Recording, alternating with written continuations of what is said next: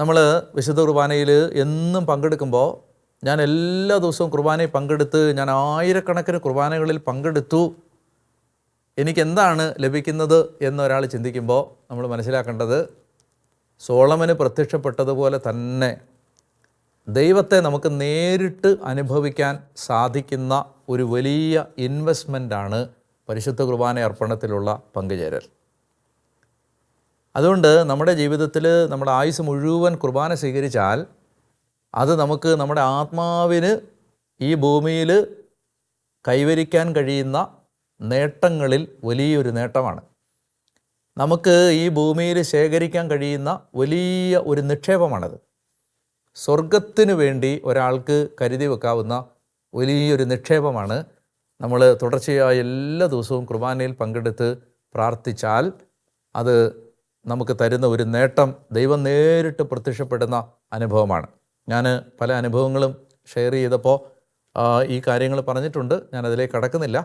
പക്ഷേ ഇത് വളരെ സത്യസന്ധമായ കാര്യമാണ്. നമ്മൾ ബലി അർപ്പിക്കുമ്പോൾ അവിടെ ദൈവം നേരിട്ട് ഇടപെടുന്ന അനുഭവങ്ങൾ ഉണ്ടാവും.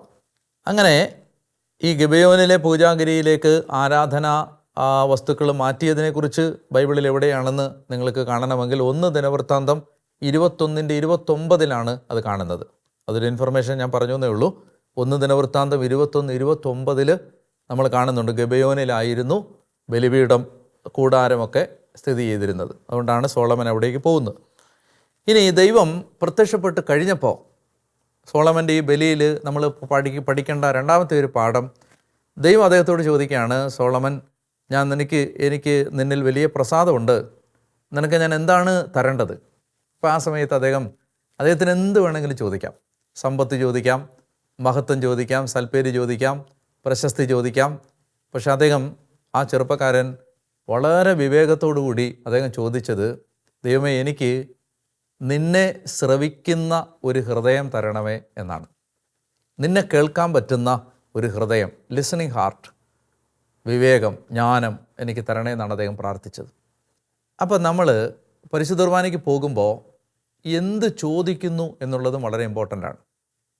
നമ്മൾ ദൈവത്തിൻ്റെ അടുത്തേക്ക് ചെല്ലുമ്പോൾ, പ്രത്യേകിച്ച് നമ്മൾ ദിവ്യകാരുണ്യ ആരാധനയിൽ ദൈവം നേരിട്ട് ഇറങ്ങി വരുന്ന സമയമാണ്.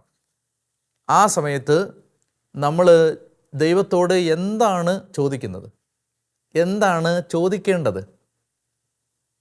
സോളമൻ ചോദിച്ചതുപോലെ നമ്മൾ ജ്ഞാനം ചോദിക്കണം, ആലോചന ചോദിക്കണം, ദൈവഭയം ചോദിക്കണം, വിശുദ്ധി ചോദിക്കണം, വിശ്വസ്തത ചോദിക്കണം, ദൈവസ്നേഹം ചോദിക്കണം, എളിമ ചോദിക്കണം, ആഴമായ വിശ്വാസം ചോദിക്കണം, പ്രാർത്ഥനാ വരം ചോദിക്കണം, ആത്മീയ കാര്യങ്ങൾ ചോദിക്കണം.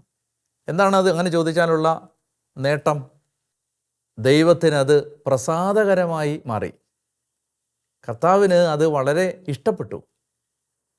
ഇപ്പോൾ കർത്താവ് പറയാണ്, നിനക്ക് ചോദിക്കാമായിരുന്ന ഭൂമിയിലെ പല നേട്ടങ്ങളും ചോദിക്കാതെ നീ ജ്ഞാനം ചോദിച്ചതുകൊണ്ട് ജ്ഞാനം ഞാൻ നിനക്ക് തരുന്നു. ആ കൂട്ടത്തിൽ നീ ചോദിക്കാത്തത് കൂടി ഞാൻ നിനക്ക് തരുന്നു. സോളമന് ദൈവം മഹത്വവും സമ്പത്തും അഭിവൃദ്ധിയും അവൻ ചോദിക്കാത്തത് കൂടി. ഇതാണ് നമ്മൾ മനസ്സിലാക്കേണ്ട കാര്യം. നമ്മൾ ദൈവത്തോട് പരിശുദ്ധ കുർബാനയ്ക്ക് പോകുമ്പോൾ നമ്മൾ ആത്മീയ കാര്യങ്ങൾ ചോദിച്ചാൽ നമുക്ക് ഭൗതികമായ കാര്യങ്ങൾ ചോദിക്കാതെ തന്നെ ദൈവം തരും. അതുകൊണ്ടാണ് ഈശോ പറഞ്ഞത്, നിങ്ങൾ എൻ്റെ രാജ്യവും എൻ്റെ നീതിയും അന്വേഷിച്ചാൽ എല്ലാം കൂട്ടിച്ചേർക്കപ്പെടും. അപ്പോൾ അതുകൊണ്ട് അത് നമ്മൾ ഈ ഭാഗത്ത് നിന്ന് പഠിക്കുന്ന വളരെ പ്രധാനപ്പെട്ട ഒരു പാഠമാണ്. നമ്മൾ സോളമൻ്റെ ആദ്യത്തെ ബലിയാണ് ഈ 3-ാം അധ്യായത്തിൽ നമ്മൾ കണ്ടത്.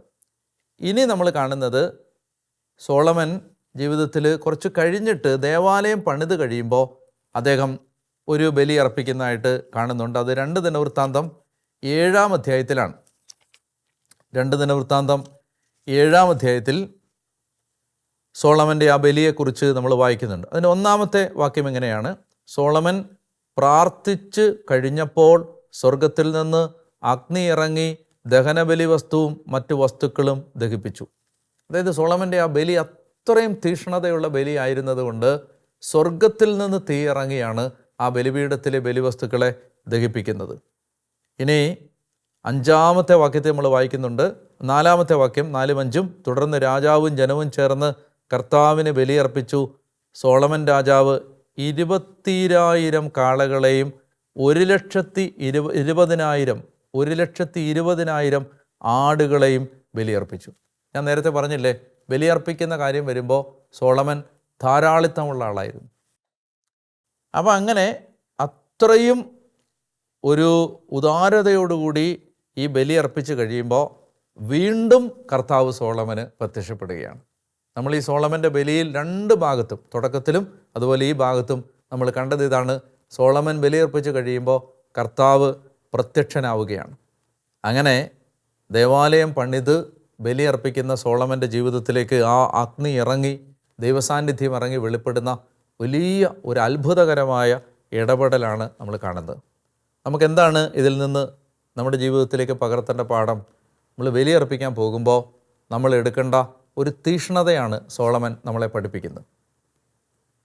അത് നിസ്സാരമായിട്ട് കാഷ്വലായിട്ട് ഒരു ചടങ്ങിന് പോയി കുർബാനയിൽ പങ്കെടുത്ത് വരുന്ന ഒരു രീതിയല്ല സോളമനിൽ നമ്മൾ കാണുന്നത്. അദ്ദേഹം അതിന് നല്ല വില കൊടുക്കുകയാണ്.